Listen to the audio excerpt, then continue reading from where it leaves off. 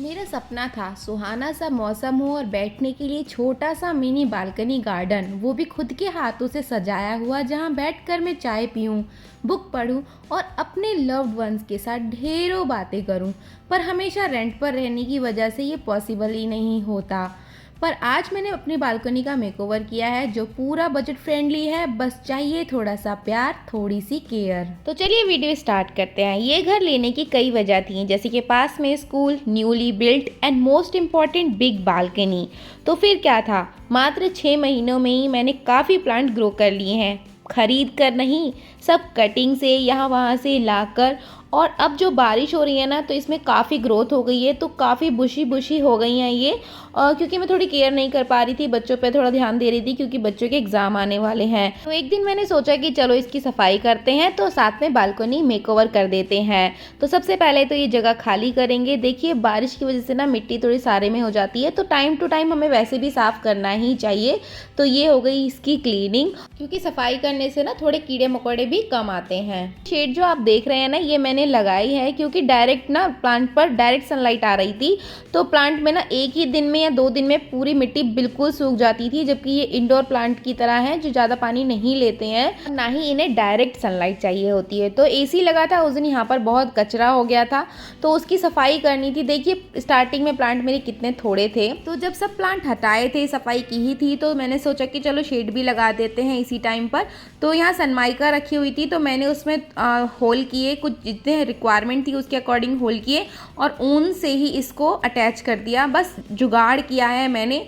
आप इस पे जो फाइबर शीट आती है ना, वो भी लगवा सकते हैं। कि हम मोस्टली जो प्लांट रखते हैं ना, वो इंडोर होते हैं या आउटडोर भी होते हैं, तो उनको इनडायरेक्ट सनलाइट की ही ज़रूरत होती है। डायरेक्ट धूप में रखने से ना उनकी मिट्टी जल्दी सूख जाती है और वो जल जाते हैं।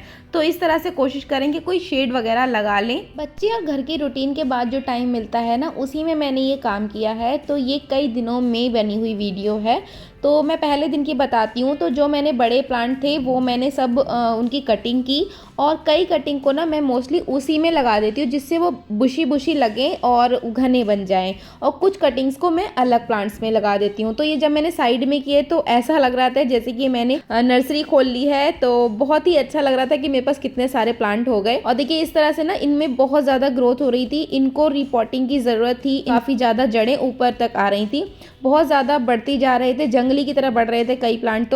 तो जब इनकी कटिंग करूँगी, रिपोर्टिंग करूँगी, तो मुझे कुछ प्लांटर्स की ज़रूरत थी। पर मैं प्लांटर्स अब खरीदना नहीं चाहती थी, क्योंकि कई बार ऐसा होता है कि अगली बार गैलरी छोटी मिले और नए प्लांटर में पैसे भी तो जाते। तो मैंने अपना दिमाग लगाया और थोड़ा सा जुगाड़ लगाया कि जितने सारे डब्बे और पुराने वेस्ट कबाड़ पड़ा था, उनसे कुछ ना कुछ प्लांटर्स बनाए, जिनकी वीडियो मैंने आपके साथ शेयर भी की है।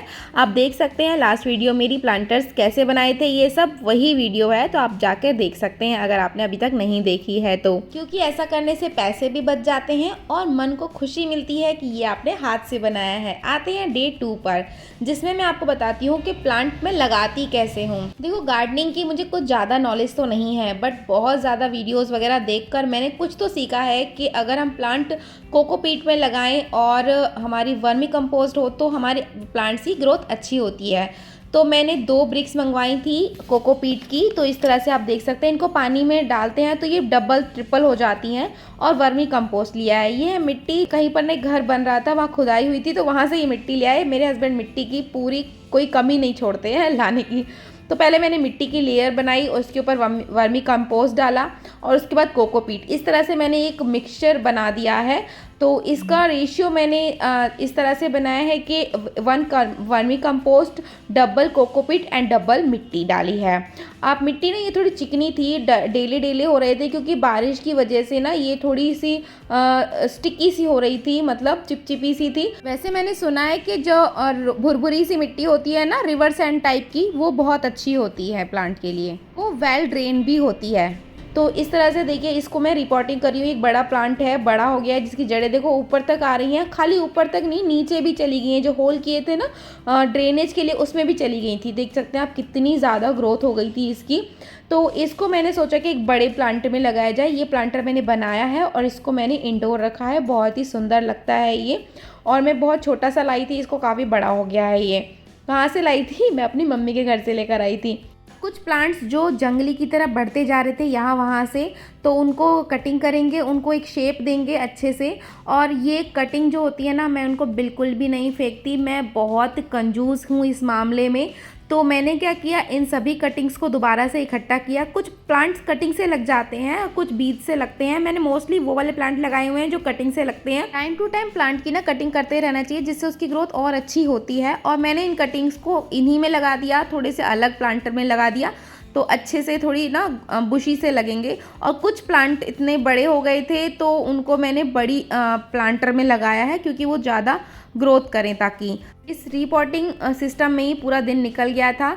तो सब मैंने बड़े जो छोटे थे उनको सबको थोड़े से बड़े प्लांटर में लगा दिया है सबको। और सब लगाने के बाद जो मिट्टी बची थी मैंने बकेट में भर दी है, और मैंने ऐसा कि ऐसा ही छोड़ दिया। नेक्स्ट डे मॉर्निंग में, अर्ली मॉर्निंग में उठी थी और तभी से मैंने काम करना शुरू कर दिया था।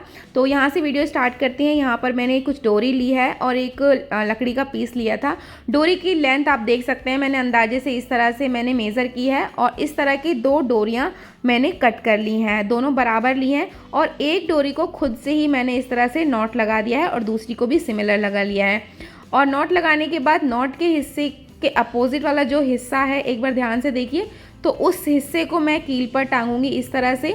और इसमें मैंने लगा दिया है लकड़ी का एक छोटा सा टुकड़ा लगा दिया इस तरह से, पट्टा जैसा। इस तरह से एक DIY सेल्फ रेडी हो गई, जिस पे मैं लगाने वाली हूँ प्लांटर्स। कैसा लगा आइडिया, कमेंट करके ज़रूर बताना। अब गैलरी में फैलारा इतना मचा हुआ था कि समझ ही नहीं आ रहा कि कहाँ से शुरू करें। तो जहाँ पे मैंने प्लांटर लगाने हैं तो मैंने थोड़ी सी वहीं पर उतनी ही सफाई की। और रात को बारिश भी आ गई थी तो सब जगह कीचड़ कीचड़ हो गई थी गैलरी में। तो मैंने ईंट लगाई हैं और उस पर इस तरह से मैं एक बड़ी सी लकड़ी का टुकड़ा लगाने वाली हूँ इस तरह से। तो ऊंचा करने से ये फ़ायदा भी होता है ना कि आप नीचे से सफाई भी कर सकते हो, कि सफाई का ज़रूर ध्यान रखना चाहिए। दिन संडे का था तो मुझे काफ़ी टाइम मिल गया था सुबह में, पर नाश्ता तो बनाना है। तो फिर नहा कर आई, मैं नाश्ता बना के आई, उसके बाद फिर से मैं काम पर लग गई। जिन प्लांट्स को जहाँ पर रखना है उसके अकॉर्डिंग मैंने उनको अरेंज कर दिया। और ये जो बारिश की वजह से छींटे पड़ने से जो निशान लग गए थे पत्तों पर, तो वो मैंने लीव्स को क्लीन कर लिया है। और सारी लीव्स को हर जगह से, मतलब प्लांटर्स को और लीव्स को सबको मैंने क्लीन करके रख रही थी। और ये इसके बाद ये स्टैंड भी मैंने ऑनलाइन मंगवाए थे, तो ये भी काफ़ी अच्छा रहता है। इसके नीचे मैं पानी डाल के या पोछा लगा के सफाई करती हूँ तो अच्छे से हो जाती है, क्योंकि प्लांटर के नीचे ना मिट्टी सी हो जाती है। इनको साफ़ करने में काफ़ी टाइम लग रहा था, तो मेरे हस्बैंड को मुझ पे तरस आया और वो बोले कि चलो मैं रखवा देता हूँ। तो उन्होंने भी उसके बाद काफ़ी प्लांट्स साफ़ करते जा रहे थे और मुझे देते जा रहे थे। तो हम दोनों ने मिलकर इनको सबको रख दिया एक साथ, मतलब सेट कर दिया जिनको जहाँ पर रखना था।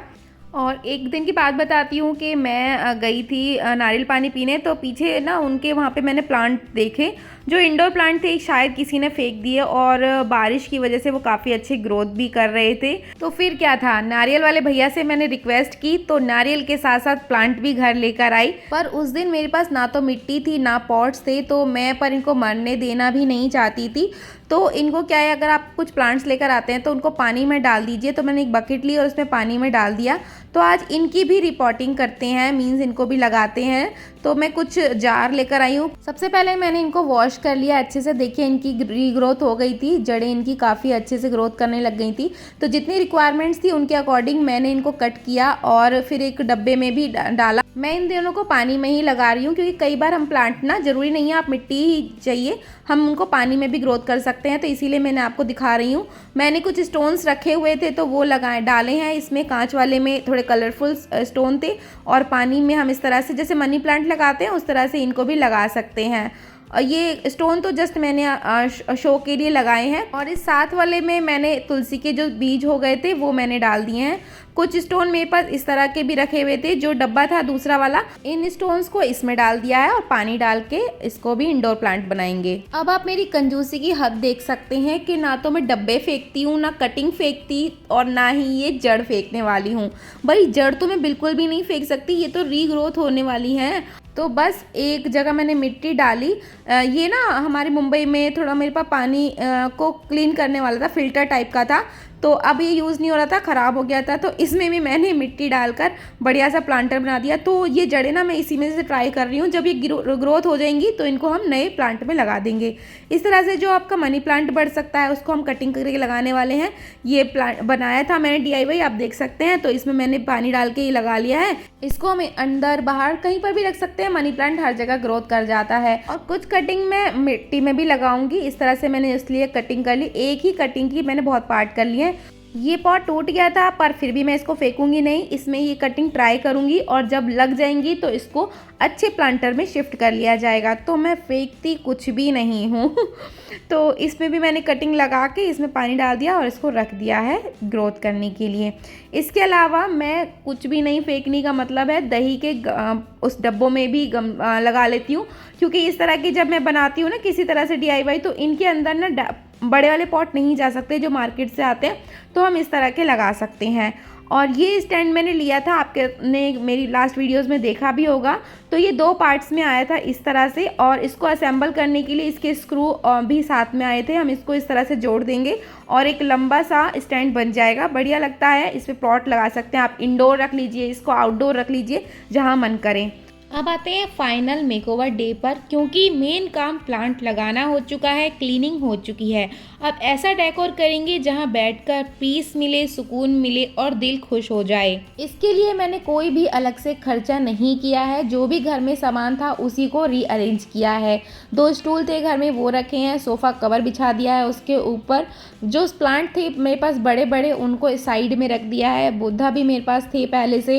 एक मेरे पास टी लाइट होल्डर था जिसको मैंने ऊपर की तरफ हैंग कर दिया है। कुछ भी आपके पास हैंग करने का हो, लगाने का हो, लटकाने का हो तो थोड़ा सा लगा दीजिए। एक मैंने मैट बिछा दी है इस तरह से जूट की, थोड़ा सा कोजी एस्थेटिक सा लुक के लिए। जो भी आपके पास स्टूल्स वगैरह हो उनको रख दीजिए, उनके ऊपर प्लांट्स रख दीजिए, बुक्स रख दीजिए। कुछ लोग कहेंगे रेंटल होम में ये सब पॉसिबल नहीं है, पर कब तक मैं अपने अधूरे सपनों में जीती रहूंगी। छोड़ दिया सोचना कि मैं रेंट पर रहती हूँ, वो करिए जो आपको सुकून दे। ज़्यादा नहीं तो मेरी तरह थोड़ा तो कर ही सकते हैं। तो चलिए मैं पूरा मेकओवर दिखाती हूँ कि कैसा किया है। ये मैंने हैंगिंग सोलर सिस्टम से चलती हैं ये, और इनको कोई वायर वगैरह की ज़रूरत नहीं होती। और ये दिन में चार्ज होने के बाद रात में कुछ इस तरह से दिखती हैं। पर आज बारिश का मौसम होने की वजह से सूरज देवता नहीं निकले हैं, जिसकी वजह से वो चार्ज नहीं हुई हैं, तो रात को जलेंगी भी नहीं। नेक्स्ट मैंने ये प्लांटर रेडी किया है। इसमें मैंने ये रिंग लगाई है और जेड प्लांट लगाया है। देखते हैं ये कितने दिनों में ये कंप्लीट हो जाएगा, तो देखते हैं। सुंदर लगना चाहिए वैसे तो। ये मेरे करी पत्ता है, छोटे छोटे से थे, मम्मी के घर से लाई थी, अब थोड़े से बड़े हो गए हैं। ये प्लांटर्स जो मैंने बनाए थे, आप DIY वाली वीडियो देख सकते हैं। कुछ मैंने चेंज किया है, वो इस तरह से हैं। यहाँ पर मैंने जो फट्टा लगाया था उसके ऊपर मैंने इस तरह से प्लांट रख दिए हैं। ऊपर भी थोड़े से जो मैंने DIY बनाए थे वो हैं। और ये प्लांटर स्टैंड रखा है यहाँ कॉर्नर पर। यहाँ पर पाइप था तो उसको हाइड हो गया है, यहाँ पर ये पाइप अब दिखेगा नहीं। और ये सब मैंने बैठने के लिए सेटिंग की है, तो सिटिंग अरेंजमेंट हो गया। और ये मेरे गार्डन के प्लांट्स, ये सब मैंने ना पूरा आधी बालकनी में किया है। आधी बालकनी में आपको पता है कि मेरी वॉशिंग मशीन का एरिया है, मतलब बिल्कुल एंटर करके जो लेफ़्ट साइड है वो मेरा वॉशिंग एरिया है, और जो राइट साइड में है मैंने वो इस तरह से मिनी गार्डन जैसा बनाया है, जहाँ पे मैं बैठकर इंजॉय करूँगी, सुकून भरे पल जीऊँगी। अब मेरे मन में ख्याल आया कि प्यारा सा गार्डन, बुक, मैं और साथ में कॉफ़ी, कितना आनंद देने वाले शब्द थे ये। मेरे लिए तो थे, क्या आपके लिए भी हैं?